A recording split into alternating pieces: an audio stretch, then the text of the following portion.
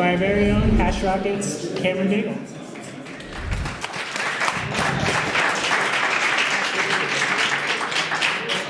Thank you for coming. Thanks so much, everybody. This is the fourth one, which means that myself and Daniel and Rye, the design team, have mostly been stressing out about what we're going to do for a fifth one, because that's the milestone. But every year, I feel like this conference gets better and better. You guys are amazing. I feel like the energy level is really high this year. It's great. I just want to thank the design team real quickly because, I mean, they're who I work with. I feel like they all went above and beyond this year. So is Daniel in here? Daniel, back in the middle. You're looking at the guy who stayed up nights with Shay, a former Rocketeer, and a laser cutter to make this podium thing for you, as well as all of the other stuff that was in your bag and everything. That's all blood, sweat, and tears. Mostly sweat and tears, not as much blood.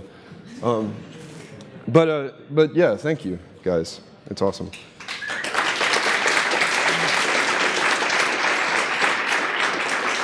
So I am going to talk to you guys about meetings today. I hope that's okay.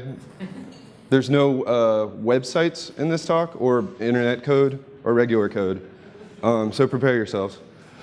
So I work with these guys, Hash Rocket. This is an outtake of a team photo that I don't think any of them had seen because I'm the one who takes the photos. So it was just on my computer. So anyway, we make websites, right? We make apps, we make software. A humongous part of our job, though, is not the actual making of the website or the app. It's the learning about people. It's communication. It's learning about a business model that we've never heard of. It's learning about a market that we didn't even know existed. And it's about building relationships with people so that we can get something done, so that they listen to us and our opinions about when they need to change something that's maybe hard to change, and things like that. So what I'm going to be talking about is how to understand people in meetings in order to empathize with those people, in order to see their points of view. And in turn, that will allow them to trust you and your expertise in whatever area you can offer them. So I'm going to open with some quotes from a management book that I like, Run the Table by Alphonse Hawkinghorn. If you're preparing and running a meeting, understanding motivations, what people enjoy about the meeting, and what makes them happiest helps you build a harmonious group. It's your responsibility to know and understand each of these people well enough that you can be reasonably sure they'll all get along, work well together, and enjoy the sort of meeting you run. Most people enjoy different aspects of the meeting at different times, right? Everyone is different. Everyone's got different expectations going into a meeting. There's an overall goal of the meeting, but each person's personal goals might be different. I know those are super exciting, and you guys want to hear quotes from a management book. So what I got to come clean with you about is that this is not at all a real management book. I made this in Photoshop. Those are quotes from the Dungeon Master's Guide. And thankfully, the projector here isn't quite high enough quality for you to see this fake Jason Fried quote on the front. For those of you in the back, it says, "Who is this? It's 3 a.m. Where did you get this number?" So turns out you only need a couple of typefaces and red, and you've got yourself a management book cover. So all I did, literally those quotes were just me replacing the word game with meeting and the word players with people. And so this is the genesis of this talk from a few years ago. I didn't grow up playing Dungeons & Dragons or tabletop games, but I was listening to if you guys are familiar with Penny Arcade, the webcomic, they had a podcast 5 years ago where they played Dungeons & Dragons, and I was struck by how conversational it was. Like, it's not, that game is systems that help a conversation rather than vice versa. What I was surprised by, and my friends and I picked up D&D. I actually played some over Skype and Justin TV a few times, if you remember Justin TV. So I bought a copy of the Dungeon Master's Guide and the Player's Handbook and all that stuff. And there's all this stuff in the Dungeon Master's Guide about helping you understand people and helping you run the table. So, oh yeah, by the way, Alphonse Hawkinghorn is not an author. It's actually the character that I was last time I played this. He's not an author, he's a paladin. So you're around this table and there's a certain amount of social anxiety here, right? Like, especially if you're the dungeon master, but even if you're just a participant, and everyone has a overarching goal, but like your goal, especially as a dungeon master, is how do I keep people interested and excited and involved and happy, much like a meeting. Like this is a bunch of people around a table, and they're all trying to get something done, and they're trying to stay interested, and you're trying to stay interested, right? This is a quote from Octavian Kostash, who's a guy who worked on Gmail and Google Maps, and now he works for Spring. There's too much value in an in-person meeting. When my engineering team has to decide what they want to build in the next 2 weeks, this is hard to do without meetings. Say it's me and 3 other senior engineers discussing an architectural choice about Python. We start to discuss what that looked like and give one person feedback, but there's so much volume of information. It's like a river of information. If it's a valuable meeting, we all pour in all of this information. Someone's distraction and another person's incomprehension. I have this image of a giant pipe, so much information, so much richness. So, like, this is what you have to think about. There are people who are not, everyone has different specializations. Some people get distracted by certain things. Some people don't understand other things and they don't want to speak up, that kind of thing. And to go back to the Dungeon Master's Guide, you have to know the kind of game your players want to play. The best way to accomplish this is by learning what the players want and figuring out what you want as well. All right, but why? All right, we're talking about trying to understand people. I'm making up books. I'm lying to you, and then I'm trying to come back from it. But again, Dungeon Master's Guide for designers. This is game designers. Understanding what properties engage desires and behaviors is important. I apologize. This is from. So I'm actually quoting an article here from makeagameofthat.wordpress.com, which is a blog run by a game designer who digs into a lot of really interesting game theory. So game designers, they need to understand which properties engage which desires and behaviors of players. But for the players involved, it can simply be interesting to understand the many and diverse motivations that bring people to the table, and as such have a greater appreciation for how other players may see the games differently. This is about empathy, right? So like, even if you're not the one running the meeting, you occasionally are micro-running the meeting, because whoever is talking at a given time is running the meeting in the sense that they're in charge of everyone's attention. And if you want people to listen to you, you need to be able to understand how to do that and understand people. So Dungeon Master's Guide classifies people in certain ways. And you guys are familiar with alignment, like the concept of character alignment. You've got your lawful neutral, chaotic, true neutral, neutral evil, et cetera, et cetera. That sort of thing. So this is how Dungeons and Dragons allows you to align your character, the person you're pretending to be. But they also have classifications for the actual human being personality around the table. And they are as follows. The actor is someone who has fun by developing and acting out a fictional character. The explorer is someone who has fun by immersing in a large and detailed fictional world. The instigator, who is the kind of person who has fun when something happens that they make happen, right? They want to interact with the game regardless of if it's logical or in character. They just want to poke at things. The power gamer is someone who just wants to min-max their stats and be a really big, powerful character. The slayer, who really is not interested in the conversational aspects of the story. They want to go quest. They want to go kill kobolds or whatever, what have you. The storyteller, who has fun when the game sessions tell a continuous and engaging story. They want to connect last time we played with this time with next time. They want to build up a character over time. The thinker is someone who has fun by solving challenges through strategy and planning. And the watcher, who doesn't care about the game itself, but they're there to like hang out with people and have a good time. So this is 8 types of people, and they drop this on you in the Dungeon Master's Guide, which is, I mean, it's impressive and it's kind of overwhelming, I'm sure. But so that's the Dungeons and Dragons classifications, and what these are something called psychographics, game player psychographics, learning how to classify people's motivations, personalities, that kind of thing. So that's where I had started, right? I was amazed that there was this much management advice in a game book. And I decided, well, I'll just go to Amazon and search for psychographics, and maybe I'll check out some actual psychographics books instead of literally basing my whole talk on the Dungeon Master's Guide. Well, it didn't work out very well. This is the actual search from like not that long ago on Amazon. The luxury buyer, path to purchase psychographics, 12 secrets to success, how to attract consumers, market segmentation, niche marketing techniques to predict and marketing power. So this made me sad because I'm not trying to sell something to someone in a meeting. Like, I'm not trying to win at people in a meeting. I'm trying to communicate and learn about that person. Like, the longest meetings we have at HashRocket are at the beginning. They're story carding sessions we do. It's normally 3 days of 8 hours solid of wireframing and story carding with someone new. And at that point in time, you're not, you don't end that with a handshake and a transaction. You're starting a relationship that can last anywhere from 6 weeks to a year or more. So this kind of thinking just didn't click with me. So I went back to games, and so now we're going to talk about Magic the Gathering. Magic the Gathering has the same exact problem that meetings and Dungeons and Dragons have, all that stuff, which is people around a table, and they need to have fun, they need to enjoy, especially something like Magic, which is a card game where you buy more cards and you build a collection, that kind of thing. New expansions are coming out a couple of times a year. They need to keep you throwing money at them, right? So they actually have 3 archetypes that they design around.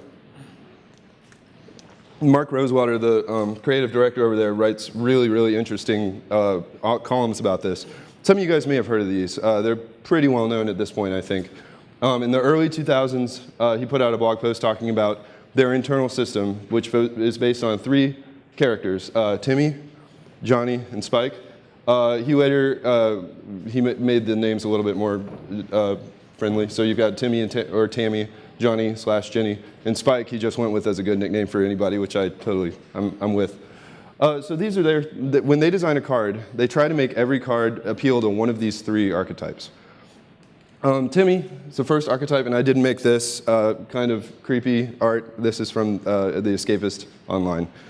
Timmy is the first archetype that we want to talk about, and down here it says he wins big, right? So this is the guy who wins sometimes, but he wins big. He wants big things to happen. He only wins 3 games out of 10, but the 3 games he wins, he dominates his opponent. He had fun. He walks away happy. He cares more about the quality of his win than the quantity of his win. So when they go and make a card for this guy, they want a big giant behemoth creature, somebody with really big stats, and you're not going to be able to use it all the time. But when you do, it's going to excite this kind of personality. So this is what motivates them. They are motivated by fun. They're motivated by big, cool stuff happening. So in Magic the Gathering terms, that's big effects, big creatures, weird stuff happening to the board. So that's Timmy. All right, we're going to move on to Johnny here. Johnny is someone who wins creatively. So this is someone who likes a challenge. They enjoy winning with cards that no one else wants to use. They love the cool interactions of the cards. They want to figure out a weird combo. They want to do something that no one else has thought of. They're motivated by creativity. So there are Magic the Gathering cards that do really esoteric, weird stuff that might Timmy would look at it and say, well, the numbers on this card aren't high enough. This card isn't cool. But Johnny is going to think about how to use that card in an interesting way. And their third archetype is Spike. And Spike, as you might have deduced at this point, is someone who is motivated by winning. So this is a competitive player. This is a player who they are most excited when they are winning and outplaying their opponent, really proving that they're really good, right? So they're motivated by winning. So we've got Timmy, motivated by fun, Johnny motivated by creativity, Spike is motivated by victory. So how do we use those outside of the context of a collectible card game and in a meeting, or in a way for you to understand which one of these you might be, or which one of these you might show tendencies of? It's important to understand that these aren't 100%, 100%, 100%. You might have different aspects of your personality that are different parts of these archetypes. I mean, the word archetype sort of implies that.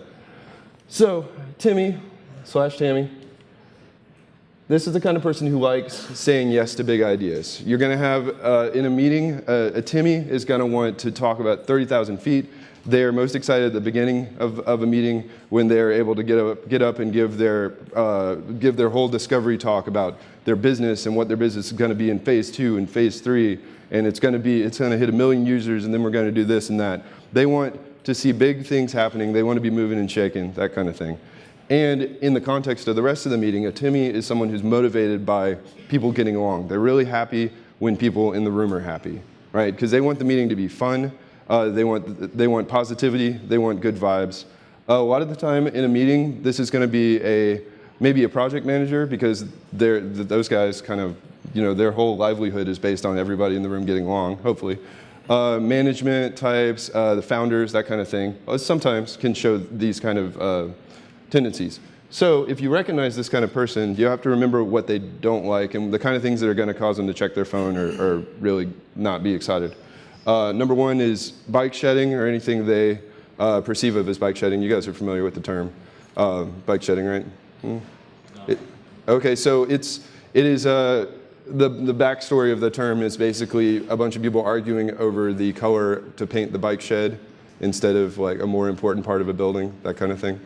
So they don't want people to get hung up on small details. They get distressed if two developers start talking about what framework they should be using when they want to be talking about how we're going to get from 10,000 to 100,000 users, that kind of thing.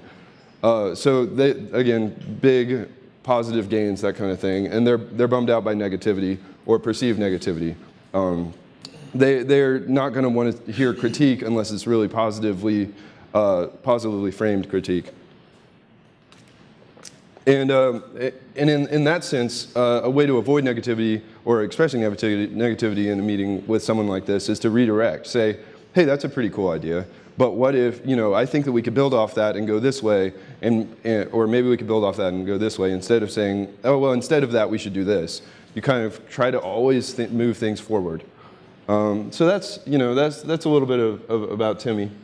Maybe you're starting to recognize parts of yourself in this. Johnny/Jenny, this is the creativity motivation, right? So this is someone who, they like cleverness, they like new solutions. They're going to be most excited when they're able to do something that they're going to come out of the meeting saying, whoa, I get to try something I haven't tried before, or I get to try an idea that I've just been working on my free time on some production code, that kind of thing. They're happy when they're able to express creativity and to be able to try something new. They like challenges, right? They are excited by challenges in a way that might demoralize a Timmy, or it might make a Timmy bored or distracted. A Johnny will, if they see something that they don't know how to do, they're probably going to come out of the meeting more excited than if it's something that they already knew how to do. What they don't like, however, is well-tread ground, right? So I'm in a meeting and I'm a Johnny, and I find out that we need to build on some user auth stuff. And the conversation is basically, well, yeah, we know how to do that. That's, we've done user auth 800 times. That's going to bum them out. They're not doing something new. They're just doing something, and they're going to maybe, try a new wrinkle or whatever. But this isn't exciting to them, right? So it's motivating. And they don't like predictability. They want to feel like their company or their project or whatever they're working on is going someplace new. Third, Spike. So this is somebody who's motivated by victory, right? And in a meeting, that can be, you guys might be thinking potentially like a negative aspects to this kind of person, because it's a lot of time a Spike is someone in a meeting who can be a problem, who can stress out other people in the meeting. But it's because they have certain expectations. They're not necessarily looking to burn the place down. They just appreciate, they want the meeting to feel like a meeting of minds. They feel like they're coming to the table the best of what they do, and they want to get better all the time. And they want everyone else to feel like that too. So they want to feel mutual skill and respect. So if they're not necessarily expecting you to be as good at them as whatever they're doing, or as good at what they do as they are, that should work. But they want you to be as good at whatever you do as they are at theirs. So if they're an amazing JavaScript developer and they're in a meeting with a sales guy or something, they don't necessarily want to feel like the sales guy understands what they do, but they want to feel like the sales guy is as awesome a sales guy as they are a JavaScript guy. You know what I mean? So there's a certain amount of internal meritocracy to their thinking, which is fine, right? It's just what they expect.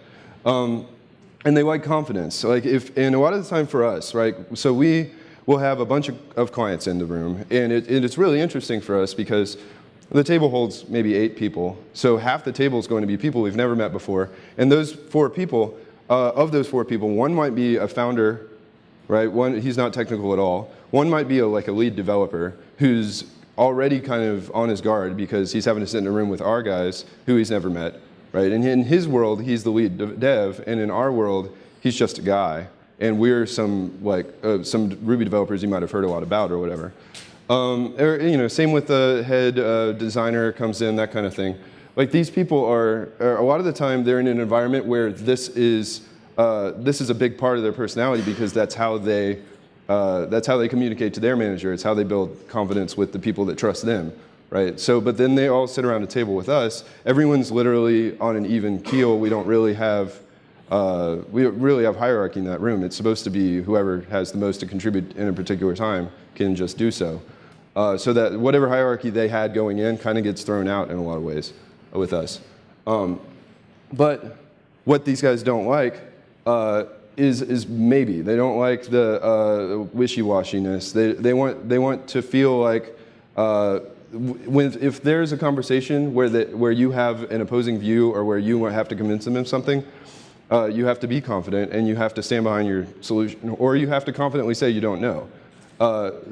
Being wishy-washy is going to be distasteful to someone like this because they're interested in confidence, they're interested in focus, that kind of thing. And perceived incompetence, which is really, maybe you're not incompetent, right? Or maybe you're in a situation or you're put in a situation with this kind of personality where you don't really know the answer to the question. And if you are bluffing, this is the kind of guy who's going to call you on your bluff. And then they're going to think, this guy doesn't know what he's talking about. Because you overstepped your bounds into an area where maybe with a Timmy, he kind of wants you to bluff because he wants you to be like, yes, I can get that done. And you're thinking, oh God, I've never done that before in my life. But a Timmy is going to want you to be confident and move forward, whereas a Spike might actually know that you're bluffing, and you've just lost a little bit of standing in their minds, right? So anyway, Timmy, Johnny, Spike, Magic the Gathering meetings. You with me so far? Okay. So that Magic the Gathering built their archetypes around motivation. Where do you find motivation? Where does each of these people find motivation? There's another type of archetype that we're going to talk about from a guy named Richard Bartle, who did a gamer personality test he actually did the classification in the mid-90s. And some guys turned it into a test that you could take in the late 90s. You can still go on and take it. You can kind of see through the seams of the test. It's a very do you like people or do you not like people kind of quiz. But what it's based upon, his classifications are great because they're based around what someone seeks to accomplish. So remember, I talked early on about a meeting being something where everyone has their own personal goals in a meeting. And that, to me, it doesn't mean that there isn't a larger goal to the meeting. It just means that you're a person. You want to come out of the meeting feeling like you've gotten something, right? You've gotten some knowledge or you've built some relationship or whatever. And just like in a video game, you're looking to gain something out of that experience. And the reason I really like his classification is instead of it just being a 3-column thing where here are 3 different archetypes, they don't really overlap. It's just 3 different ways of looking at someone. His is on a spectrum. So we have 2 axes here, players out to the world. And we have our y-axis here is interaction up to acting. And he classifies each of these in turn. So someone who is primarily into acting and on other players is a killer. This is a person who, and these are, by the way, these are classifications from multiplayer games, right? So in the context of a multiplayer game, someone who's focused on acting on players they want to go PvP. They want to fight other players. They want to have cool weapons, and then they want their weapons to be better than the other guy's weapons, that kind of thing. Achievers are someone who likes acting on the world. They're not so much concerned with other people in the game, but they want to be the highest level. They want to do all the quests. They want to do as much as they can with the world in terms of getting better, getting their character better, right? Socializers are down here on interacting with players. They're not really concerned with being the highest level or anything. They're in it because they can chat with their friends, because their friends play every Thursday night, and they like being a member of the clan and trading grain or whatever. And then over here you have explorers. These are the people who most like interacting with the world. They're not necessarily concerned with achievement like killers and achievers up here. They want to see all the different parts of the world. They're into it for finding new experiences in the world, and they want to find every last corner and every last NPC and all that kind of stuff. So those are your 4 corners. And like I said, I like this one because it's actually a graph that you can picture yourself landing in somewhere, right? So there are actually names to this. To make a game of that, Stefan Barton-Ross is the name of the game designer that I've been quoting. He actually assigned names and personas to these quadrants. We've got Ryan, Ace, Daria, and Jack up here. But I'm going to take it a step further because I want you guys to think about this in terms of the rest of life and not just multiplayer games. So I relabeled these axes. So I want to do that up here and then talk about each of those personas. So instead of interacting and acting on the players in the world, we're going to talk about it in terms of discovery versus achievement. Okay? And instead of going from game players to the game world, I'm going to relabel this for other people and technology.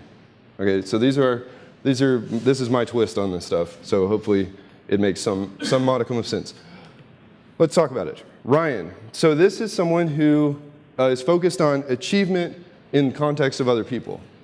All right, so this is someone who wants to show that they're best. Whoa, I hit the microphone. They want to show that they're best. They want other people to recognize that they're best. They want to be the best they can be. There are positive aspects to this kind of personality, for sure. I mean, this is the kind of person who's going to be really determined. They're going to be really persevering and motivated. In a meeting, they're going to be the kind of person you can rely on. They're not going to give up. They're not going to flake on you because the thing that they're looking to get out of the meeting is personal advancement. So they're very internally motivated, I guess, is a good way to put it. But so a weakness is this kind of personality. If it's you might recognize this. Is that they can be overly focused on progress. Like they can be more worried about moving forward than they are about like catching other people up or other people or the health of the overall team, that kind of thing. And they can be single-minded. They can be very focused on whatever they happen to be focused on, whatever they happen to want to be better at. So that's our friend Ryan. Daria down here is someone in your meeting who's focused on discovery and people. Right, so they're even in the context of a meeting or whatever the goal of the meeting is, they are most interested in developing bonds with other people. They want to share time with other people. They want to learn about other people. They feel best in the meeting when there's a little bit of small talk at the beginning and people are getting along, that kind of thing. So this is a great person to have in your meeting because they're like a grease man in terms of how everyone gets along, right? So it can be a really warm and engaging presence. They can break the ice a little bit, that kind of thing. The weaknesses to Daria's personality that you need to keep in mind is that they can be turned off by competition in the room, or a sense of competition, and they can be turned off by overly talk of systems instead of people. So if you get too much into tech talk with a Daria, they're going to check out. If you talk too much about even the system of the meeting, like the framework of the meeting, if it's a really structured, serious meeting with minutes at the beginning and all this stuff, and it doesn't feel like a bunch of friends meeting together, they're going to be bummed out by that. So Ace over here, this is our tech achievement guy. Okay, so he wants to gain elements of prestige.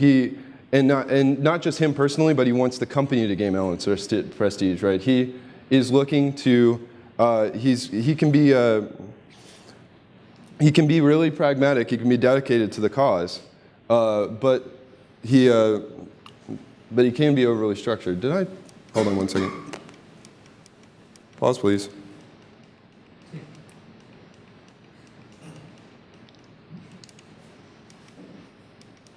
I know, right? Okay, no, that's right. He can be overly structured, like because he's got a game plan. He wants to get the project to 2.0 to 3.0, that kind of thing. He can leave other people in the dust, right? So because like someone like Daria just wants to get along with people, Ryan is trying to focus on himself. Ace is trying to move the project forward. Right, and so, but because he can think too big pictured and put too much of too many constraints on things, it can be a turnoff to other people. And down here we have Jack. He's in tech discovery, right? And you guys, a lot of people are definitely going to relate to Jack, because this is someone with really deep knowledge about technology. Like, they're most interested in learning more stuff. They have deep and wide swaths of knowledge. They're focused on discovering new software. They're focused on learning about it a lot. Their weakness is that they can become really fixated on that, and they can become really isolated because they're not focused on people necessarily. And because they have certain strengths, they tend to focus on those strengths most of all. So that's our quadrant. So I want you guys to remember some stuff. We've talked about a lot of different names, a lot of different ways to see people, that kind of thing. And a lot of strengths and weaknesses, right? And you have some of those strengths and you have some of those weaknesses. And some of those strengths and weaknesses aren't even really weaknesses, they're just things to remember about how someone else thinks, right? And these are not a recipe for fixing someone. Like, if you see those in someone, your job is to understand them, that they are a different person than you, and you want to empathize with them, you want to understand them, you want to understand what makes them tick, and what makes them not tick, right? So this is not to win at people, it's not to fool people, it's not to market to people or sell to people, it's to connect with them. And to keep them interested and involved in whatever you're trying to say and whatever you're trying to get done in a meeting or even in just a conversation. And so I would say recognize these tendencies in yourself first. Like, look at yourself and learn how, empathize with your own flaws, and then figure out how to empathize with other people's. There's one more concept I want to throw at you guys today. This is from the book Managing Humans by Michael Lopp. I highly, highly recommend this book. He managed an engineering team for a while and came away with this really great collection of stories and advice. He had something in his book called The Hierarchy, and this is a hierarchy of a company, essentially. At the top of your hierarchy here, so we got an inverted triangle. The largest amount of surface area is at the top, and there's a couple of reasons for this. So at the top, you've got your product. Whatever you deliver, whatever your team delivers, that kind of thing, the actual output that people see. Underneath the product, you have a process, you have tools that facilitate the process. You have stand-ups, you use Pivotal Tracker, you use Basecamp, you use Slack. These are elements of your process. And they're built off of the people that are actually on your team. And they fit those people, right? So a lot of these processes develop organically. The ones that work stick around because they make sense to people. And at the very bottom, you have your pitch. This is the idea, the seed, the business concept that got your company together in the first place. And as you can see, like, the pitch is something very basic. It could be as little as a sentence, right? And the product is this wide-ranging thing of all, code and design and marketing and all that other stuff. And a failure of pitch, this is from his book, is a structural failure that affects your entire company, right? So the pitch is, everything is balanced on that pitch working. And the lower the failure on this triangle, the higher the cost it is to your company. But the thing is, when you're in a meeting with someone, especially new people, especially for us working with clients, we don't get to start down there. We don't get to tell them that their business model is flawed. We have to work our way down, right? Because the farther down you go, the more damaging a particular a change could potentially be. If they walk into a meeting and they usually people come to us and they want a redesign, and we have to tell them that the whole thing needs to be thrown out. That happens. Or they want a code audit, and then we tell them that we can work on the thing. Like, everything is always right up here, right? A code audit is just, hey, could you look at this over here at the corner of the product? And then what ends up happening is, hopefully, as they get to know us, they learn a better process, right? They learn that maybe the way that we do, that we handle Git might work a little bit better for them, or they learn that stand-ups are actually really valuable and not a waste of everyone's time. And then hopefully they ask us to help hire, right? So they ask us to train their people. So as we work with a company, we can work our way down to pitch, but no one wants to hire someone to just fix, the email formatting and have them say, well, your pricing's all out of whack or something, right? This is not where you start, right? So in order to do that, you have to build trust. We have to get clients to trust us. And all of the things I've been talking about are ways for us to build that relationship and work our way to really being able to make a difference. Dungeon Master's Guide. Players should trust the DM. Trust can be gained over time by consistent use of the rules, by not taking sides. If this degree of trust can be achieved, you will be much more free to add or change things in your game without worrying about the players protesting or scrutinizing every decision. Right? So even in the context of your buddies, they still are not buying you as a dungeon master until they learn to trust you. And the way they learn to trust you is they've been having a good time, they feel like you understand them and you're paying attention, things like that. So I'm not going to stop with the Dungeon Master's Guide stuff. You're in charge. This is not being in charge as in telling everyone what to do. Rather, you get to decide how your player group is going to play this game, when and where the adventures take place, and what happens. So that kind of being in charge. So you're not there to tell everyone what to do. You're there to communicate and to facilitate and to set people up for success. So that kind of being in charge. And like I said, even if you're not the one running the meeting, when you're talking, you're running the room, right? And so this will apply to you at some point in time during any old meeting. Understanding, building empathy, building trust. I mean, it allows you to see from someone's perspective. It'll help you build a meaningful relationship with them, and that will enable your team, your meeting, or even just a conversation you're having to actually succeed and to move forward. Thanks. That's what I got.